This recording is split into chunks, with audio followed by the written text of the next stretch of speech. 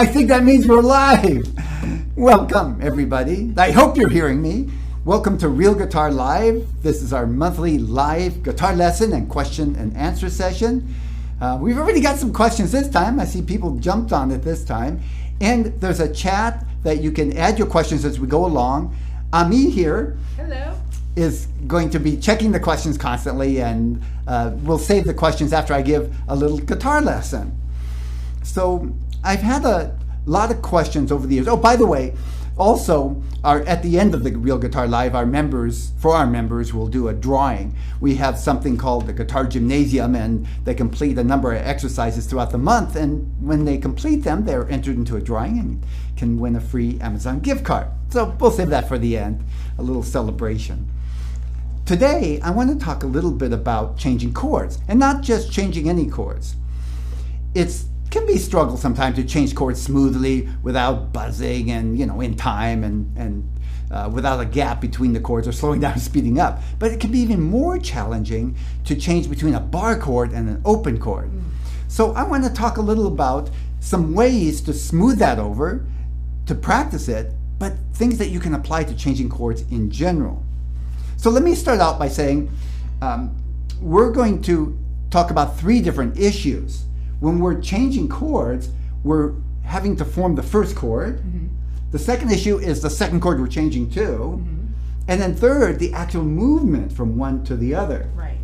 So to start off, you would want to practice the chord itself and make sure that you can finger the chord. Right. Now, one of the best ways to practice chords in general is to practice them in chord families. Okay.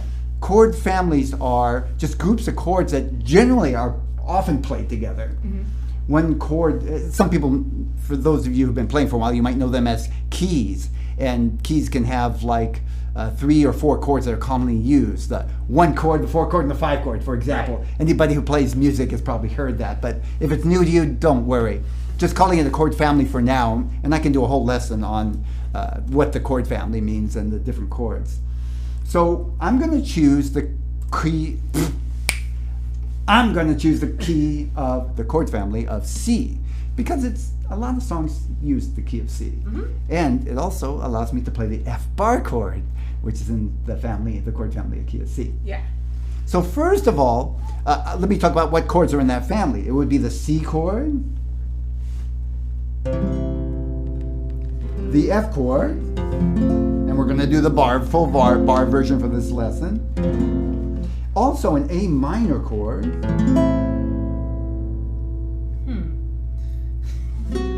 A minor looks like this. First finger on the second string, first fret. Mm-hmm. And then the second and third fingers right over here on the fifth and fourth strings. So, I'm sorry. On the fourth and third string. Oh, okay. I told you wrong. I misled you. And then finally a G chord. I'll make my 4-finger G. I just like this. But any G. If you're just starting out, try the 4-finger G. Your pinky and third finger over here on the third fret, first and second strings, mm-hmm. and then stretch your second finger over the 6th string, third fret. Mm-hmm. Good. And first finger on the 5th string, second fret. It's a nice full G. Mm-hmm. Yeah. Okay. So those are the 4 chords: the C, the F, the A minor, and the G. We're going to start with just the C and the F chord. Now, first of all, the first exercise I would do is, first of all, to just finger the chords. And we're not going to play them. You can just put your hand over the strings for a minute. I just want you to finger the chords, even if it takes one note at a time. Mm-hmm. So finger the first finger on the first fret, mm-hmm. second finger, and third finger on the 5th string, third fret. There. Good. Now press down, don't strum. Okay. Left hand, press. Now take it off. Do you see dents? Yep. Good. Okay, that was it. Do it again. There, and there. Press. Yep. Now take them off. Now try to press, but don't take your hand too far off. Just like 1/8 of an inch off. Put them down, press, mm-hmm. and take it off just a little. What you're trying to do is keep that chord form. Mm-hmm. What you want to do over time is not finger the chords one note at a time, but rather put them all down together and have the form before you actually even hit the strings. So this is a way to practice that. Now, it's okay to finger one note at a time, but you can't go fast that way. And it's a step on the way. It's kind of like training wheels on a bicycle. Mm-hmm. It's a step on the way to actually forming the chord as you go down. So let's do it again. Form the C chord, press, make just a little dents. You don't have to really hurt yourself, but now just take off slightly and press down again. Mm-hmm. Do it again. Off, on, off, on.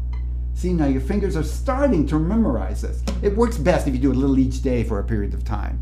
So now, shake them out. We did that one. Let's do the bar chord F. You're going to bar across the first fret. Mm-hmm. This, by the way, is for beginners often considered the most difficult chord, but very useful, so you can't really avoid it. Now we're going to make the second finger on the third string, second fret, and then put the third finger and pinky together, starting on the fifth string and the fourth string on the third fret. Now, can you tuck them closer together so they touch each other? Yep. Pinky over one string to the fourth string. Over, yeah. Perfect. Good. Now, just an eighth of an inch off. Now, put them back on. Same thing. Good. Good. Now, again, eighth of an inch off. Try not to move the form. It's okay if you move it, but just try not to. Okay, back on. The second finger, it looks like. Yeah, good. That was it. That's what I was looking for. Again, one more time. Off, on. Excellent. Now, after you practice that for a while, practice switching between the two. Okay. Same thing, no strumming. We're not going to strum now. We're just going to press the C chord, put your third finger on the fifth string. Oh, there we go. Yeah. Now press, but don't strum, and move over to the F chord. Good. Press. Now to the C chord. This is the second half of the first exercise. Good, good. Press. Okay. Move that first finger over to the second string. Oh, wait. Yeah, second. Cool. I can't really. Oh, Yeah, it's there. Press, and then, and press. Okay. So we're abbreviating this. I would do this, maybe just a few minutes a day, but over a period of few days to get good at. If you like to go fast, just practice a lot in one day and really hurt your fingers. What the heck? No, thanks. That's not you? No, not at all. Now, so that's the first exercise. And you'd want to do that with each of the chords in that family. So we're going to do that again from the F chord. We'll start with the F. Going to the A minor chord. A minor is first finger on the first fret, second string. And then these two fingers start on the fourth string and third string. Wow, I can't really see that. Yeah, I can hear it. Okay, got it. So press. Now to the F chord. So I skipped a step of working on the A minor a little bit. Wait. Okay, don't strum. Back to the A minor. Okay, you got the idea. You'd want to practice that movement. Start with the A minor, just move it off and press it down. Then practice the movement. And then finally practice the movement going from the, what's the last chord? G. G. Press it down, press it down, press it down. And then practice going from that bar chord to the G chord, just pressing. That's the entire first exercise, and spread that out over a few days. Works best. Yeah. If you're an overachiever, knock yourself out. So, second exercise. Now we're going to actually strum and practice what I call a chord changing exercise. It looks like this. You strum the chord 3 times, then leave a break and change chords, and then strum 3 times. Break. That gives you just a little bit of time to change chords. Let's try that. We're going to start with the F chord. Go ahead and finger it first. Now remember, by the time you get to here, you've already done the other exercise, so it's not that hard to finger it anymore. Ready? Strum 3 times. Wow, that's really good. Break. Now to the C. Gotta That's the remember first what finger. it is. Okay. That. Excellent. Strum 3 times. Break. And then back to the F. See, this is going to be my problem remembering what these chords are. It's okay. Back to the C. Now, one of the tip No, put the third finger on the fifth string. That one. One thing that helps, and this is a tip for especially changing from a bar chord to an open chord, is try to only move what you have to. Mm-hmm. So don't do this. This is... Yep. Do like this, C chord. Watch my hand for a minute. Mm-hmm. I only move what I absolutely had to move. And even that, if I'm playing fast, I'd even get that down to very close to the strings. Mm-hmm. And the same with all the chords. Same thing. Find the chords that you need to move and just move those, the fingers. Got it. And you can practice that slowly at first, but work to where they move all at one time. At first, you're going to move the bar first and then the rest. Mm-hmm. Now, the other key has to do with the wrist. When you're playing a C chord, you can have your hand kind of up here, and it's okay. Even you can have your finger around like this, which I don't recommend, but it's not wrong. It's just, it has problems later. So you can have your hand close to the neck. Mm-hmm. But when you go to play the F chord, you can't do that. No. You can't bar and make all the notes sound. So you want to have your wrist down more so that your hand comes up and down to make the bar chord. And a good way to do that is to just get used to playing all your chords that way. And that way you don't have to keep switching things all around, which takes time and effort and actually creates more stress, more tension.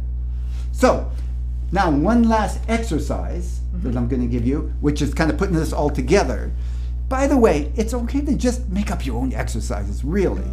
But I like to give students at least an example of an exercise. And so I use an exercise like this. Start with the F chord 3 times. Break to the C chord.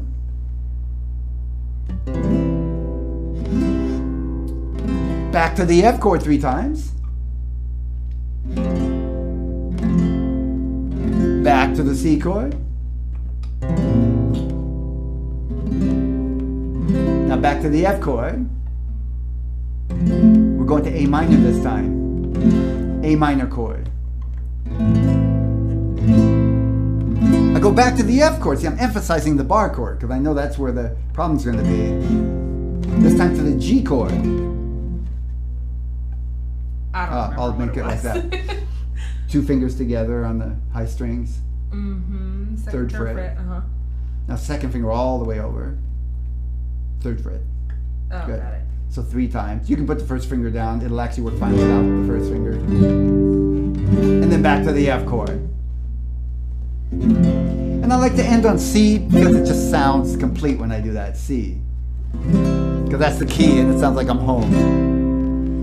Okay, chord changing exercise in the key of C. Now, you can apply that to any key. By the way, if you're more advanced, that seems simple, don't stress it. There's a more advanced version. It looks like this.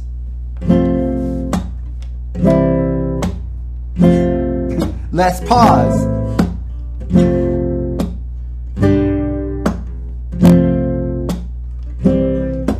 If that's too easy, okay, here's a more advanced version.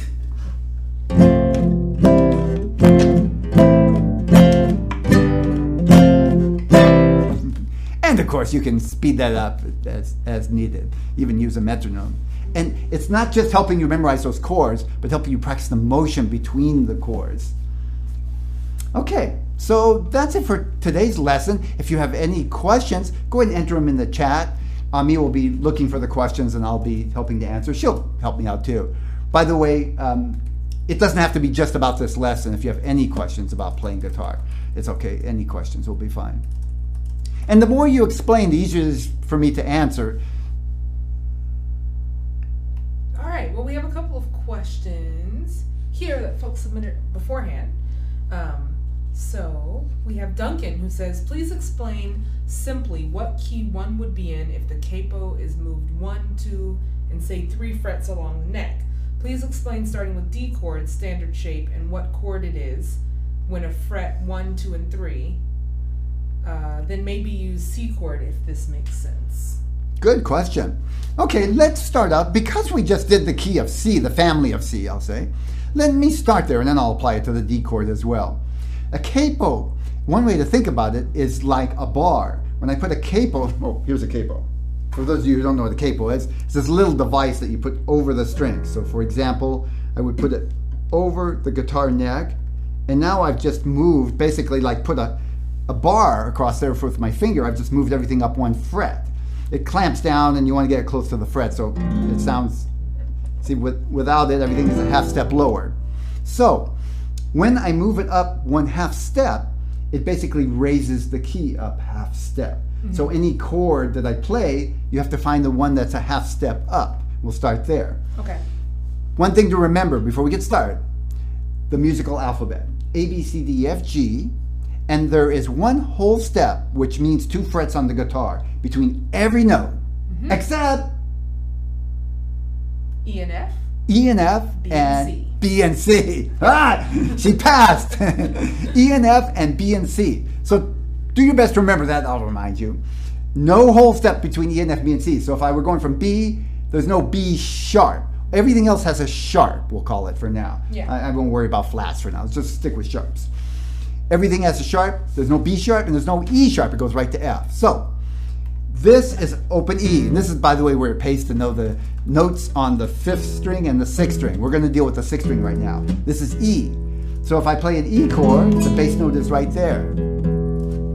Now, if I put the fret, the capo, let me see, I get it right so it don't sound bad. On the 1st fret, I just raise that E up one note to, I play an E form, but it's actually an F chord, one half step, E to F.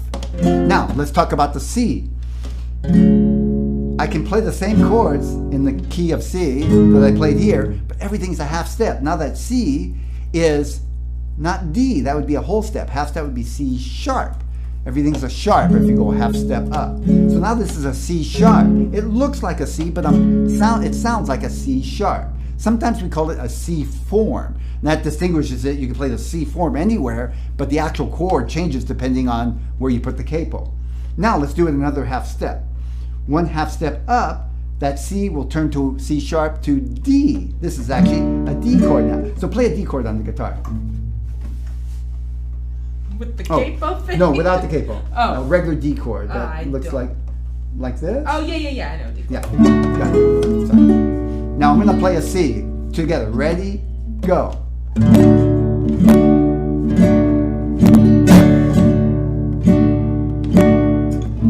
She's playing the D form, and without a capo, it's a D chord. I'm playing a C form, but with the capo, 2 frets up, one step, it's a D chord.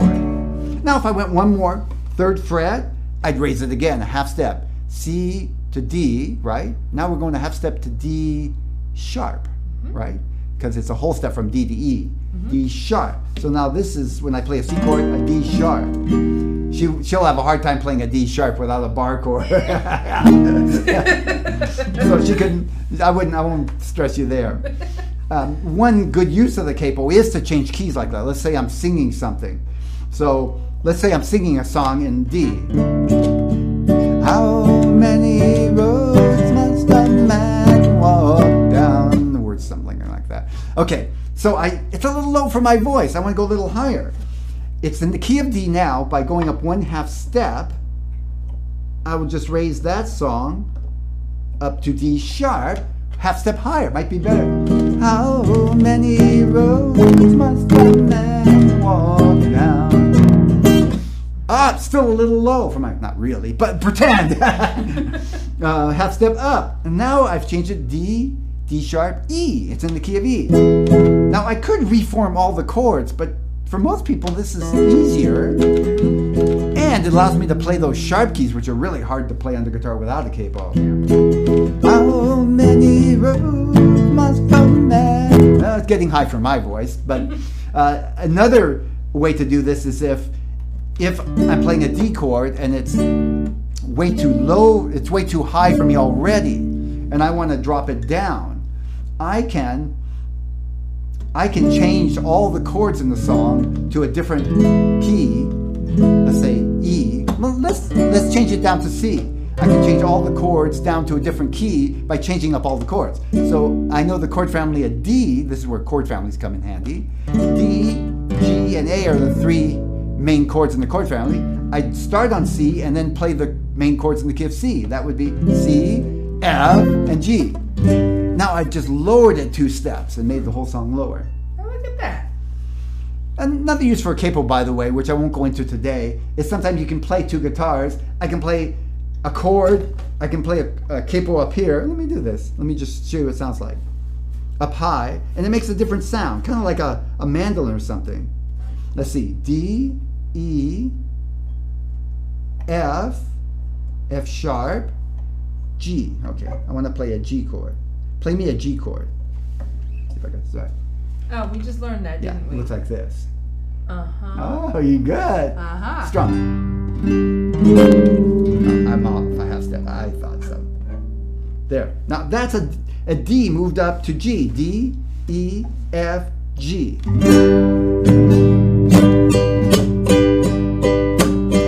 But it sounds a lot higher in pitch. I'm using much higher notes to make the D chord, the G chord.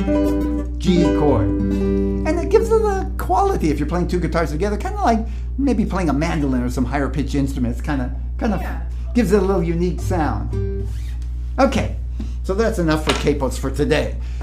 Oh, by the way, somebody did ask about actually the bar chord itself. I have lessons on how to make bar chords and how to practice just the bar chord. So I won't go into that today unless it's a burning question for somebody. But you can look up my lessons. One of my best is, I think anyway, my system for playing bar chords that never fails. Is that a title or what? And you can find it in the lessons. Matter of fact, I'll put a link down below, so I'll make it easy. Cool. So we have another question. We actually have one that came in from John. He's one of our monthly subscribers, a Real Guitar Success member. He said, I know this is a little beyond my skill level and is something achievable, but moving my fingers independently, particularly number 3, will be a good challenging exercise. He says, I'm taking notes. So I don't know if it's really a question, but he's giving us some feedback saying that moving my finger independently. Independently, particularly number 3, so I'm assuming it's ring finger. So I have a variety of exercises, and that's a lot of the emphasis is getting your fingers to move independently. But at the same time, when you practice the exercise, you memorize it so you're not dealing with trying to figure out how to do it, and you can focus on the subtleties of getting the fingers in just the right place, even tempo, and picking up the speed. So here's one that I like to use.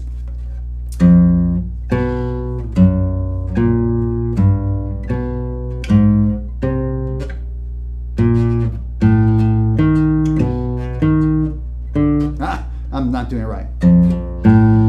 There.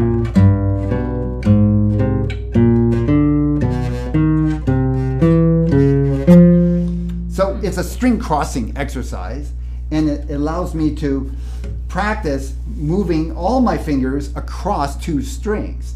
So it looks like this. Let me break it down. You put your first finger on the first fret of 6th string, and then hit the 5th string. I'll use a pick, since I think a lot of people are using a pick. You can use your thumb. Now move your second finger to 2nd fret, first finger onto the 5th string. And then you keep going up like that. 3rd finger on the 3rd fret, 2nd finger on the 2nd string. And then pinky, which by the way, if you're not ready for the pinky, you can just stop there and move on. But I like to use the pinky, 4th string, fret. And 3rd. Yes. Now you stop there and start the same thing on the 5th string. First finger on the 5th string. Open 4th string. 2nd finger on the 5th. Yep. First finger down on the 1st fret. 3rd finger on the 3rd fret, 5th string. This is good for your brain too. 2nd finger. And then pinky. 4th fret. And 3rd finger down, 3rd fret. Okay. So you do that all the way across the strings. Woo. And it seems hard at first. But within a couple of days of practicing this, it's easy. The actual exercise itself in terms of remembering. The trick is now you work at getting your fingers in the right place and then getting faster and faster. I like to use a metronome, both because it helps me work on timing, but it also helps me to measure my progress, which makes it kind of more fun. Don't always practice with a metronome. You want to also develop your internal timing, but it's a good tool, and this is one of the things it's good for. string crossing exercise. I'm going to have to do that for my uke students too. It has another purpose, by the way, which is not important now, but as time goes on, you practice your right hand picking as well. So going your right hand between strings, either your fingers or your pick. Yeah. That is a secondary benefit of this exercise. That's awesome. I like that. That's a really cool one. String crossing? String crossing exercise. String crossing exercise. I like it. Okay. It doesn't look like anyone that's live has any big questions right now, but I do have a couple more from folks who submitted. So Tanush says, how to excel in fingerstyle. Ah, fingerstyle. So something like this.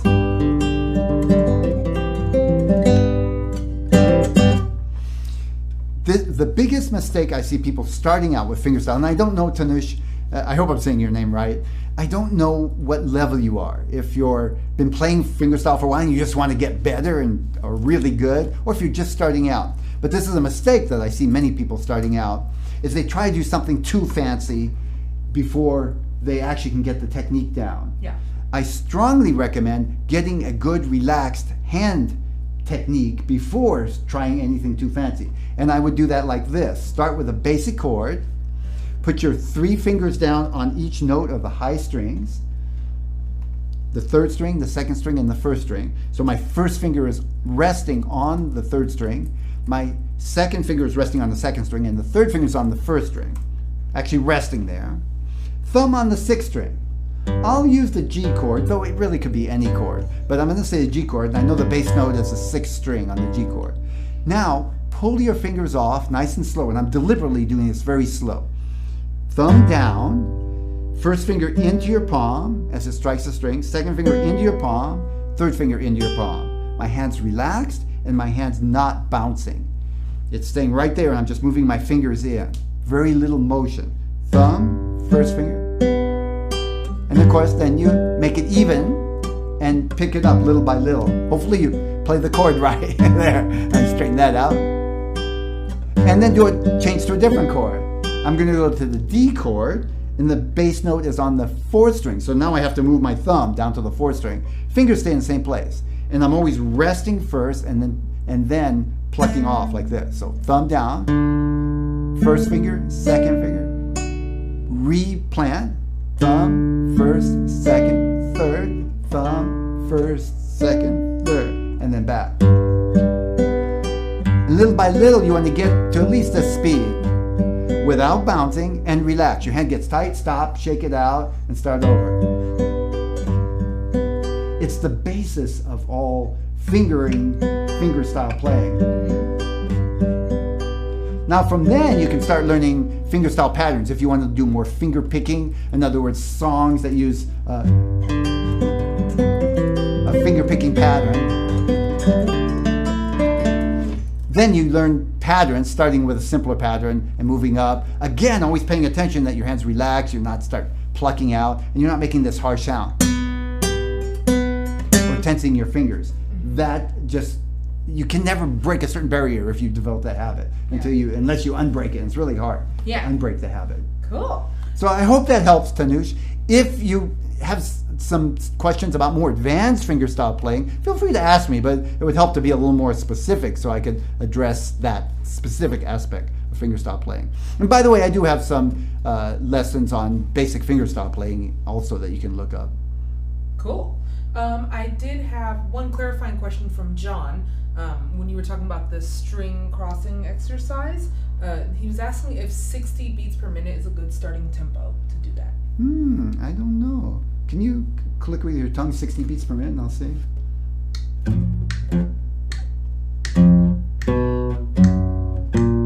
Oops.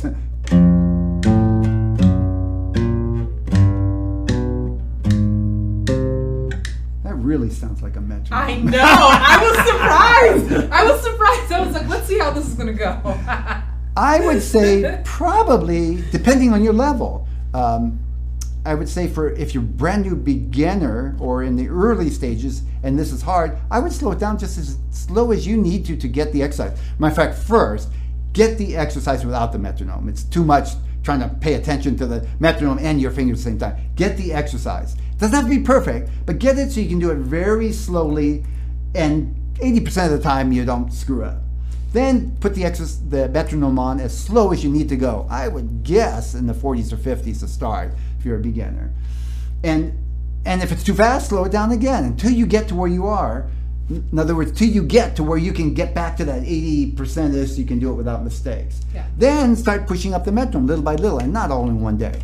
Just, every day, start where you were and see if you can push it up a few notches. Yeah, cool, great. At first, you might make massive leaps. That's sometimes exercise. I just struggling getting the exercise, but then once I get it, I make massive leaps, and then I hit my ceiling, and then I know I'm going to have to do some work. There you go. We did have a question from somebody who joined us from YouTube. They asked if you could suggest some exercises to move fingers independently with your right hand. And you kind of touched on it a little bit with the finger style one, but they were saying exercise for Picado. I don't know if you know what that is. Oh yes, Picado. Okay. They're talking about moving these two fingers. Oh, okay, cool. Okay, some good exercise for Picado playing. Okay, I have a lot. I'm trying to decide which to start off with. And of course, I only have so much time to deal with this. A lot of people here are playing with a pick, but I use my Picado. Okay, 2 exercises. And by the way, for those of you who are playing with a pick, don't tune out. You can do the same exercise with a pick and practice your up and down picking. As a matter of fact, I'd start with just down picking and then add up and down. It's really helpful, especially when you cross strings. One of the trickiest parts is both with Picado, 2-finger playing, and with a pick is when you have to cross a string. So the first one's very simple. Beginning type exercise, but I still do it sometimes. It's just 4 times on each note, and then going to the next string. 1, 2, 3, I better go slower. And then next string. Now you're practicing crossing strings. And of course you start very slow, but you pick this up to where you can cross the strings much quicker.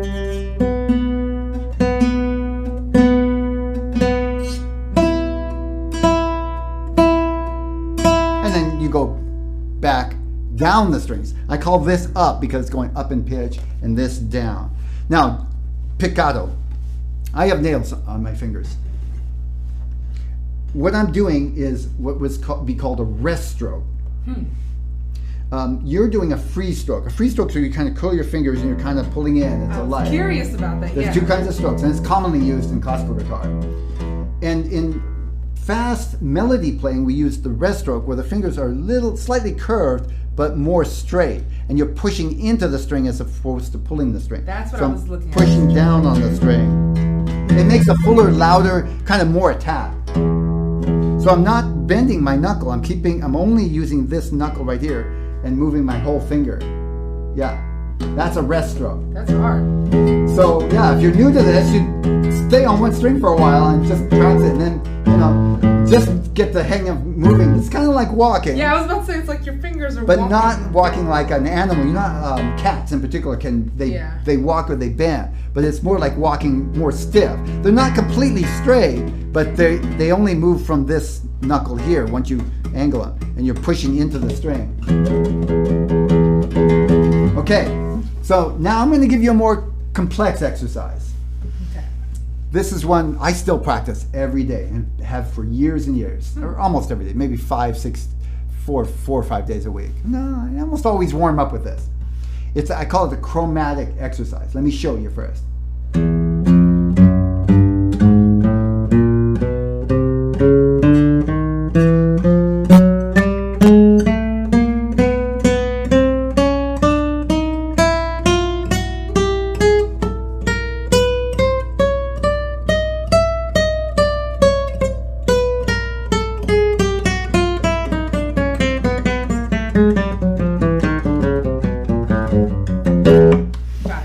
So I'm hitting one note, then I go up a half step, then another half step, and this is a great one for picking too. Another half step, and again, get the exercise.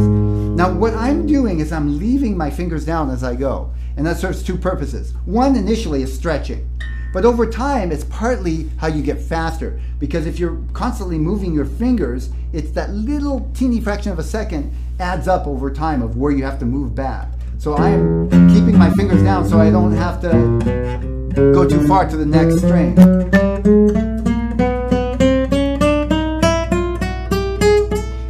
this last string I'm shifting up, or it's actually the first string.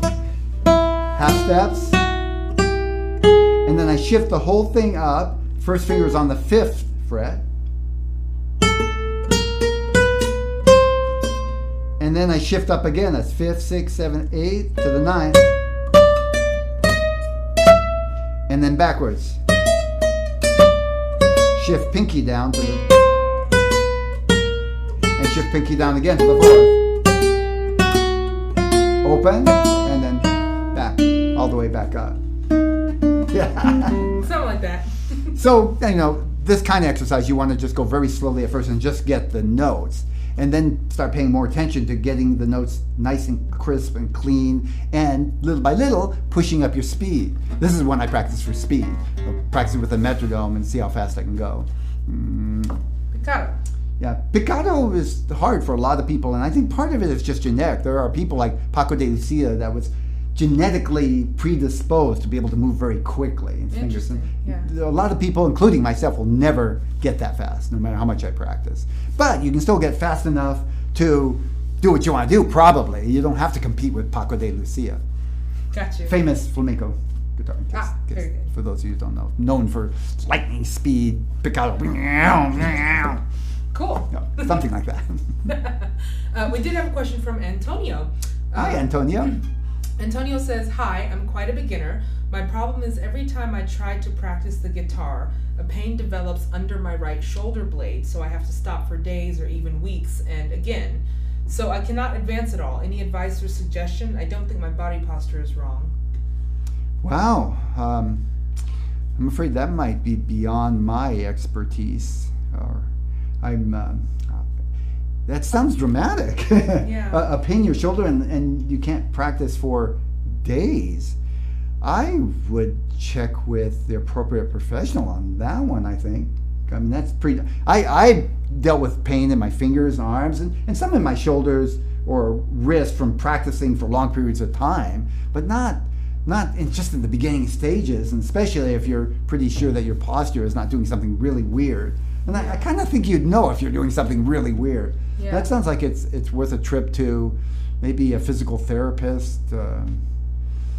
I've tried going to the regular doctor, and they usually refer me to somebody else unless there's something obviously wrong with an X-ray. They don't know how to deal with muscles and things. But yeah, that's a tough one. Under the right shoulder makes me wonder if the guitar is too big. Maybe it would help to try a half size or travel size guitar. Then you're not getting this kind of like arching shoulder thing. If you have something smaller, you can relax your arm. Or you can always try the ukulele. Really small. Totally different animal, different instrument, but you can still play a lot of fun stuff on it. I'm biased towards it since I teach the uk, but maybe a smaller guitar or even a ukulele may relieve some of that pressure of keeping your arm up. Have you ever known anybody that have that kind of pain, especially as a beginner? I've heard of people having pain more like toward the top of their shoulder. Like I can tell you, since I don't play guitar, I can feel a little bit of a strain right here, and I think I have pretty good posture when I play, but under the shoulder blade just kind of leads me to believe that it could be just because your arm is propped up too high, so I thought maybe a smaller guitar might help. Yeah. I'd also, anybody who was having a lot of pain, I'd reduce them to like about a 15-minute practice session a day and do basic exercises and just be very religious about it, keep coming back at it. Yeah, definitely. Don't want it to be a painful process. Yeah. Flexing your brain is one thing, but when you hurt your body, it's a different story. I've had a lot of different pain issues from playing for hours and hours at a time, and I do stretching every day because my fingers I do these stretching exercises. I do this exercise to stretch my shoulders because it will hurt me, not keep me from playing, but it'll start getting sore, and I stretch both sides. And then I do a stretching exercise on the floor where I press my fingers up like this. And then thumbs also, because I've had pain in here. Yeah, maybe I've had a couple requests. Maybe I'll make a video on just some stretching exercises. Yeah, that'd be a great idea. I made kind of a last call here for all our online folks. Antonio says he's going to try getting a smaller guitar, by the way. Oh, cool. Please let me know how that goes. I'd like to know, and of course I can pass that. That'll help other people if they have that problem. Yeah. While we kind of do the last round, I do have one more question someone sent in. I want to do fills between chords. Are they found in a scale? That's from Aiden. Aiden, thanks for asking that question. I'm not exactly sure what you mean when you say fills. Well, it could be like bass notes between chords, which is pretty common. Also, jazz players are often, which is not my expertise, but they'll play chord and then play melody notes in between, go from one to the other. How about this? Let me at least just talk a little bit about bass notes. I like to do this. It's a very simple one. And I did a whole lesson on this in, I think, 2 sessions back, maybe 3. I can look that up and put that in the notes. But generally, they are notes out of the key. Let me say it another way. There are notes in the scale that belongs to that key. So now I'm playing chords in the family of G. That's a G chord, a C chord, and a D chord. And if I were to play a G scale,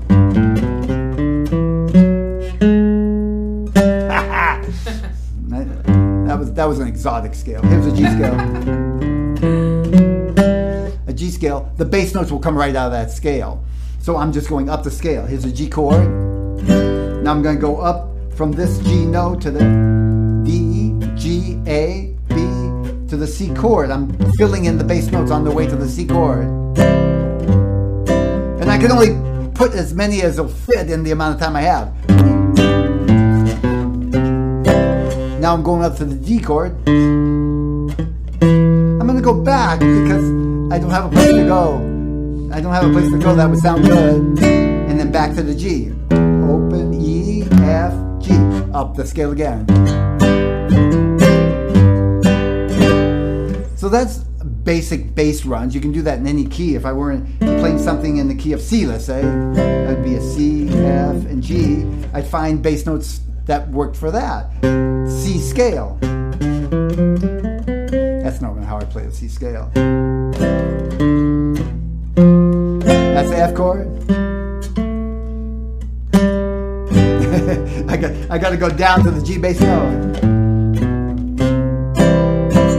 And I figured this one out just by playing around. I know the scale in my ear. I'm not really calculating the notes. I've played the scale enough times. By the way, a good reason to play scales as part of your practice session. And don't play all scales every day. Pick some scales and practice them a little bit at a time. And over time, your ears trained to know what notes go with that key. So my ears know in the key of G what notes are going to fit.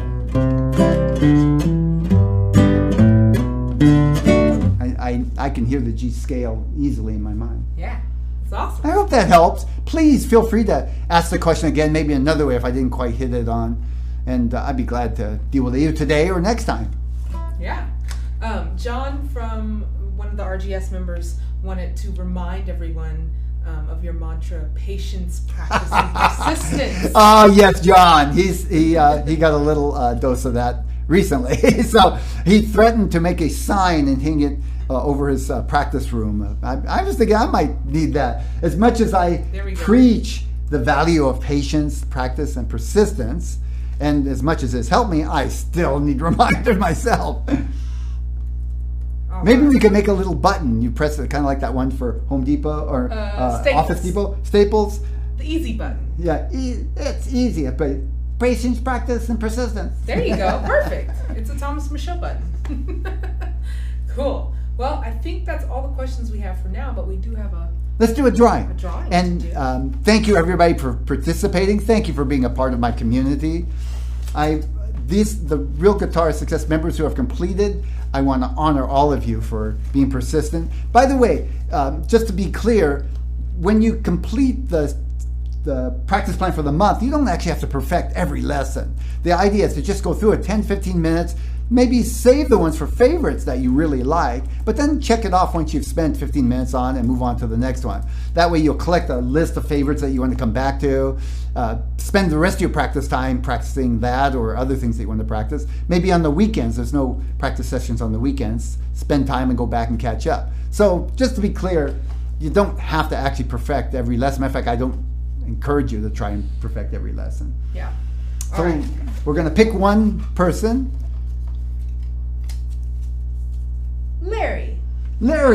Larry, you are going to get an Amazon gift card. I'll email you and see if you want to get that email or sent by mail. Thank you again. Thank you all for participating. We will be back next month, the first Thursday of the month at 12 noon. And please, in the meantime, feel free to send me your questions and we'll get them on the next live session. Yeah. See you guys then. Bye for now.